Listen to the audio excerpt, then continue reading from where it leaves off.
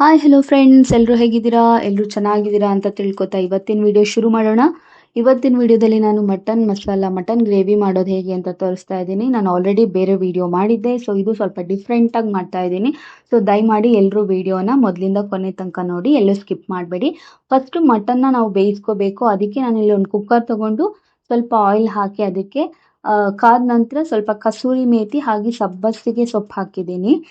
ಇದು ಸಬ್ಬಸಿಗೆ ಸೊಪ್ಪು, ಕಸೂರಿ ಮೇಥಿ ಹಾಕಿಬಿಟ್ಟು ನಾನಿಲ್ಲಿ ಬ್ಲ್ಯಾಕ್ ಸ್ಟೋನ್ ಫ್ಲವರ್ ಅಂದರೆ ಕಲ್ಲಿನ ಹೂವು ಅಂತಾರಲ್ಲ, ಅದನ್ನು ಹಾಕೋತಾ ಇದ್ದೀನಿ. ಅದೊಂದು ಸ್ವಲ್ಪ ಟೇಸ್ಟ್ ಡಿಫ್ರೆಂಟ್ ಆಗಿರುತ್ತೆ, ಸೊ ಹಾಗಾಗಿ ಅದನ್ನು ಸೇರಿಸ್ಕೊಳ್ಳೋಣ.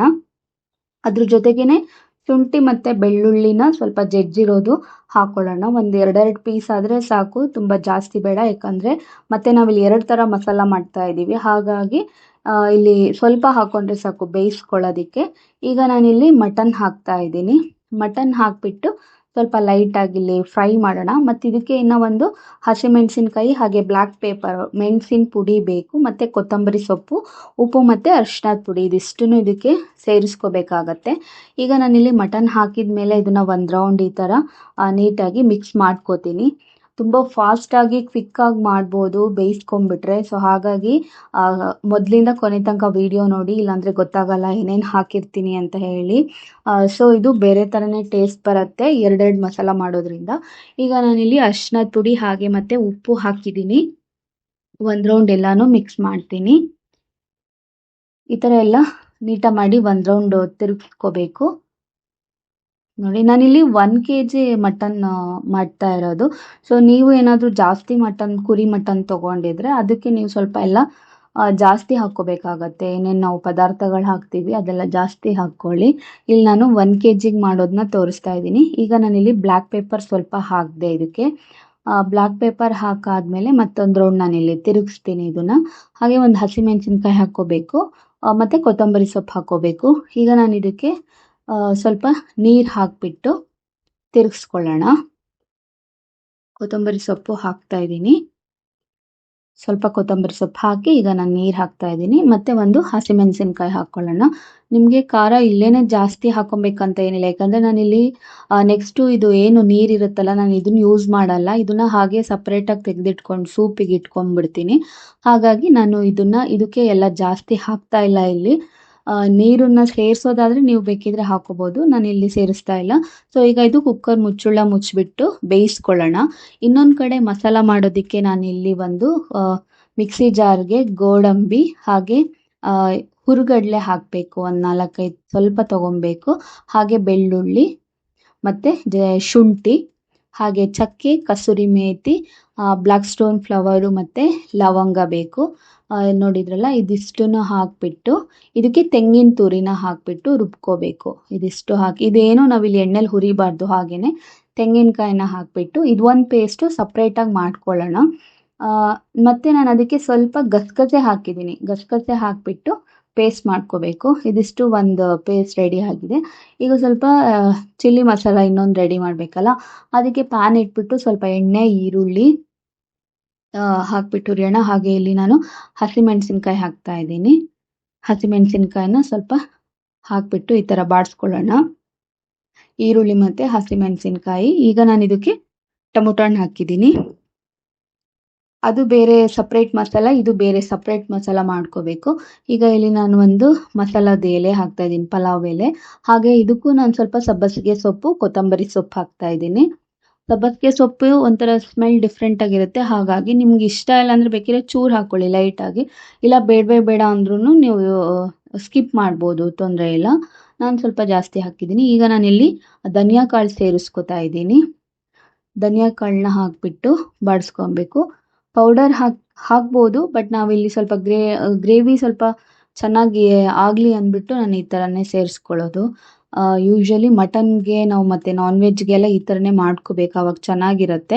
ಎಲ್ಲದೂ ಪೌಡರ್ ಯೂಸ್ ಮಾಡ್ತೀವಿ ಅಂದರೆ ಅದ್ರ ಡ್ರೈ ಮಾಡೋದಿದ್ರೆ ಮಾತ್ರ ಹಾಕ್ಕೋಬೇಕು. ಈಗ ನಾನಿಲ್ಲಿ ಒಣಮೆಣ್ಸಿನ್ಕಾಯಿ ಹಾಕ್ಕೊಂಡು ಇದಿಷ್ಟನ್ನು ನಾನಿಲ್ಲಿ ನೀಟಾಗಿ ಬೇಯಿಸ್ಕೊಂಡಾಯ್ತು. ಇದು ತಣ್ಣಗಾಗಿ ಬಿಡೋಣ. ಇದಕ್ಕೆ ನಾನೀಗ ಚಿಲ್ಲಿ ಪೌಡರ್ ಇನ್ನೊಂದು ಸ್ವಲ್ಪ ಸೇರಿಸ್ಕೋತೀನಿ, ಸ್ವಲ್ಪ ಖಾರ ಇರೋದು ಚಿಲ್ಲಿ ಪೌಡರು. ಯಾಕಂದರೆ ಹಸಿಮೆಣಸಿನ್ಕಾಯಿ, ಒಣಮೆಣ್ಸಿನ್ಕಾಯಿ ಅಷ್ಟರಲ್ಲೇ ಖಾರ ಆಗಲ್ಲ. ಹಾಗಾಗಿ ಇಲ್ಲಿ ಕುಕ್ಕರಲ್ಲಿ ಮಟನ್ ಬೆಂದಿದೆ. ಸೊ ಈಗ ಮಟನ್ ಎಲ್ಲ ಅದು ನೀರಿಂದ ನಾನು ಎತ್ಕೋತೀನಿ. ನೀರು ಸಪ್ರೇಟಾಗಿ ಇಟ್ಕೊಂಡು ಇದನ್ನೆಲ್ಲ ಅರ್ದು ತಕ್ಕೊಂಬಿಡೋಣ. ಯಾಕಂದರೆ ಆ ನೀರು ನನಗೆ ನೆಕ್ಸ್ಟ್ ಸೂಪ್ ಮಾಡ್ಕೊಳಕ್ಕೆ ಬೇಕು. ಹಾಗಾಗಿ ಈಗ ಮತ್ತೊಂದಿಲ್ಲಿ ಪಾತ್ರೆ ಬಾಣಲೆ ಇಟ್ಬಿಟ್ಟು ಅದಕ್ಕೆ ನಾನು ಸ್ವಲ್ಪ ಆಯಿಲ್ ಹಾಕಿ ಜಜ್ಜಿರುವಂತಹ ಬೆಳ್ಳುಳ್ಳಿ ಹಾಕ್ತಾ ಇದ್ದೀನಿ. ಮಸಾಲಾಗೆಲ್ಲ ಸೇರಿಸಿರೋದ್ರಿಂದ ಇಲ್ಲೆಲ್ಲ ಜಾಸ್ತಿ ಹಾಕೋಬೇಕು ಅನ್ನೋದೇನಿಲ್ಲ, ಲೈಟಾಗಿ ಮಾಡ್ಕೋಬೋದಷ್ಟೇ. ನಾನಿಲ್ಲಿ ಸ್ವಲ್ಪ ಬೆಳ್ಳುಳ್ಳಿ ಹಾಕಿ ಕಾಯೋದಕ್ಕೆ ಬಿಡ್ತಾ ಇದ್ದೀನಿ. ಸೊ ನೋಡ್ತಿದ್ದೀರಲ್ಲ, ಅದು ನೀರಿಂದ ಎಲ್ಲನೂ ನಾನು ಬೆಂದಿರುವಂಥ ಮಟನ್ ಎತ್ಕೊಂಡಿದ್ದೀನಿ ಆಲ್ರೆಡಿ. ಫುಲ್ ಎಲ್ಲ ಚೆನ್ನಾಗಿ ಬೆಂದಿದೆ. ಈಗ ನಾನು ಇದಕ್ಕೆ ಸ್ವಲ್ಪ ಈರುಳ್ಳಿ ಹಾಕೋತಾ ಇದ್ದೀನಿ. ಬೆಳ್ಳುಳ್ಳಿ ಮತ್ತು ಈರುಳ್ಳಿನ ಚೆನ್ನಾಗಿ ಬಾಡಿಸ್ಕೊಳ್ಳೋಣ. ಈ ಥರ ನೀಟಾಗಿ ಬಾಡಿಸ್ಕೋಬೇಕು. ಏನಿಲ್ಲ, ಇದು ಎಲ್ಲ ಒಂದೆರಡು ಕುದಿ ಬಂದುಬಿಟ್ರೆ ಮುಗ್ದೋಗ್ಬಿಡತ್ತೆ. ತುಂಬ ಹೊತ್ತು ಬೇಯಿಸ್ತಾ ಕೂರಬೇಕು ಅಂತಿಲ್ಲ. ಹಾಗೆ ನಾನಿಲ್ಲಿ ಪಲಾವ್ದು ಎಲೆ ಹಾಕ್ತಾ ಇದ್ದೀನಿ, ಮಸಾಲಾದು. ಈಗ ಇಲ್ಲಿ ಈರುಳ್ಳಿ ಮತ್ತು ಇದೆಲ್ಲ ಬೆಂದಿದೆ ಸ್ವಲ್ಪ. ಈಗ ಇದಕ್ಕೆ ನಾನು ಟೊಮೊಟೊ ಹಣ್ಣು ಹಾಕ್ತಾ ಇದ್ದೀನಿ. ಟೊಮೊಟೊ ಹಣ್ಣು ಬೇಡ ನಮಗೆ ಅಂದರೆ ನೀವು ಬೇಕಾದ್ರೆ ಸ್ಕಿಪ್ ಮಾಡ್ಬೋದು. ನಾನಿಲ್ಲಿ ಸ್ವಲ್ಪ ಹುಳಿ ಟೊಮೊಟೊ ಇಲ್ಲಿ ಅಂತ ಹಾಕೋತಾ ಇದ್ದೀನಿ, ಚೆನ್ನಾಗಿರುತ್ತೆ. ನಾನು ಇದಕ್ಕೆ ಮತ್ತೆ ಈಗ ಸ್ವಲ್ಪ ಉಪ್ಪು ಹಾಕ್ಕೊಂಡು ಎಲ್ಲ ಮಿಕ್ಸ್ ಮಾಡ್ಕೋತಾ ಇದ್ದೀನಿ. ಈಗ ನಾನಿಲ್ಲಿ 2 ಮಸಾಲ ರೆಡಿಯಾಗಿದೆ. ಅದು ಒಂದು ಖಾರನೂ ಮಾಡಿದ್ವಲ್ಲ, ಅದು ಬಿಸಿ ಇತ್ತು, ತಣ್ಣಗಾಗಿತ್ತು, ಅದನ್ನು ಸಪ್ರೇಟಾಗಿ ಮಾಡಿದ್ದೀನಿ. 2 ಸಪ್ರೇಟಾಗಿದೆ. ಈಗ ನಾನು ಇದಕ್ಕೆ ಮಟನ್ ಮಿಕ್ಸ್ ಮಾಡ್ಕೋತಾ ಇದ್ದೀನಿ. ಬೆಂದಿರುವಂತಹ ಕುರಿ ಮಟನ್ನ ನಾನು ಇದಕ್ಕೆ ಮಿಕ್ಸ್ ಮಾಡಿಕೊಂಡು ಈಗ ನಾನು ಇದಕ್ಕೆ ಚಿಲ್ಲಿ ಪೇಸ್ಟ್ ಏನದು ಮಾಡಿದ್ವಲ್ಲ ಮಸಾಲ, ಅದನ್ನು ಹಾಕೋತಾ ಇದ್ದೀನಿ. ಹಾಕ್ಕೊಂಡು ಇದನ್ನು ಎಲ್ಲ ನೀಟಾಗಿ ಮಿಕ್ಸ್ ಮಾಡೋಣ. ನೆಕ್ಸ್ಟು ಆಮೇಲೆ ಇನ್ನೊಂದು ವೈಟ್ ಮಸಾಲ ಮೊದಲು ಮಾಡಿದ್ವಲ್ಲ, ಅದನ್ನು ಆಮೇಲೆ ಸೇರಿಸ್ಬೇಕು, ಕಾಯ್ದು. ಈಗ ನಾನು ಇದನ್ನು ಹಾಕ್ತಾ ಇದ್ದೀನಿ. ಅದಕ್ಕೆ ನಾವು ಗೋಡಂಬಿ ಎಲ್ಲ ಹಾಕ್ಕೊಳ್ಳೋದ್ರಿಂದ, ಗೋಡಂಬಿ ಮತ್ತು ಹುರ್ಗಡ್ಲೆ ಹಾಕೋದ್ರಿಂದ ಟೇಸ್ಟ್ ಒಂಥರ ಡಿಫ್ರೆಂಟಾಗೇ ಇರುತ್ತೆ, ಗಸಗಸೆ ಎಲ್ಲ ಸೇರಿಸಿರೋದ್ರಿಂದ. ಈಗ ಅದು ನಾನು ರೆಡ್ ಮಸಾಲ ಮತ್ತು ಈಗ ವೈಟ್ ಮಸಾಲ ಎರಡೂ ಹಾಕಿದ್ದೀನಿ. ಈಗ ಸ್ವಲ್ಪ ನೀರು ಎಷ್ಟು ಬೇಕು ಅಂತ ನೋಡಿಕೊಂಡು ಸೇರಿಸ್ಕೊಳ್ಳಿ. ನಿಮಗೆ ತುಂಬ ಜಾಸ್ತಿ ನೀರು ಬೇಕಂದರೆ ಜಾಸ್ತಿ ಹಾಕ್ಕೊಬೋದು, ಇಲ್ಲಾಂದರೆ ಸ್ವಲ್ಪ ಗ್ರೇವಿ ಥರನೇ ಇರಲಿ ಅಂದರೆ ಸ್ವಲ್ಪ ನೀರು ಕಮ್ಮಿ ಹಾಕ್ಕೊಂಡ್ರೆ ಆಯಿತು. ನಾನು 1 ತೆಂಗಿನಕಾಯಿ ಫುಲ್ ಹಾಕಿದ್ದೆ, ಅಂದರೆ ಒಂದು ಹೊಳಕೆ ಬರುತ್ತಲ್ಲ ಅದು, 2 ಹೊಳಕೆಯಲ್ಲಿ 1 ಹೊಳಕೆ. ಈಗ ನಾನು ಒಂದು ಕಂಪ್ಲೀಟಾಗಿರುವ ಲಿಂಬೆ ಹಣ್ಣನ್ನ ಹಿಂಡ್ತಾ ಇದ್ದೀನಿ. ಸ್ವಲ್ಪ ಕುದಿಯೋಕ್ಕೆ ಬಂದಿದ್ದ ಕೂಡಲೇ ಒಂದು ಕಂಪ್ಲೀಟಾಗಿ ಲಿಂಬೆ ಹಣ್ಣು 2 ಹೋಳನ್ನು ಹಿಂಡ್ತಾ ಇದ್ದೀನಿ ಚೆನ್ನಾಗಿ ಮಾಡಿ. ಮತ್ತು ಬೇರೆ ಏನು ಮೊಸರು, ಹುಣಸೆ ಹಣ್ಣು ಈ ಥರದ್ದೆಲ್ಲ ಏನೂ ಹಾಕಿಲ್ವಲ್ಲ, ಹಾಗಾಗಿ ಲಿಂಬೆಹಣ್ಣು ತೊಗೊಂಡಿದ್ದೀನಿ.